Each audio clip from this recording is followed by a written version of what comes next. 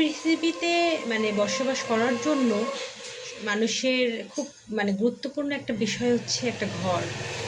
যে ঘরে থাকবে, সারাদিন খেয়ে থাকুক না খেয়ে থাকুক, যেই কাজই করুক না কেন, দিন শেষে ঘরে গিয়ে যে একটু ঘুমাবে, সেই ঘরটাই যদি কোনো মানুষের না থাকে, তাহলে আসলে সেই পরিবারটি বা সেই মানুষটি খুবই অসহায় হয়ে পড়ে।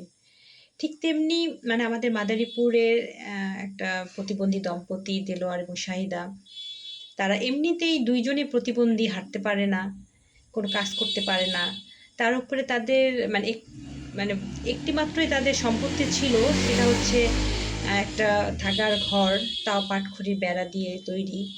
সেই ঘরটি গত 2 বছর আগে ঝড়ে পড়ে যায়।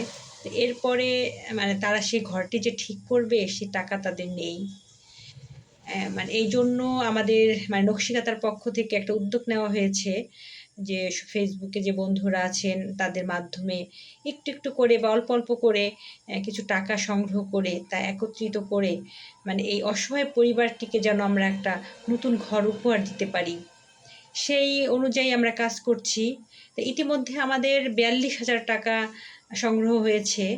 তবে 42,000 টাকা দিয়ে বর্তমান যেই অবস্থা, এই অবস্থায় বা এই যে জিনিসপত্রের যে দাম, সেইখানে 42,000 টাকা দিয়ে একটি ঘর তোলা কখনোই সম্ভব নয়। তাই আসলে আরও সহযোগিতা প্রয়োজন।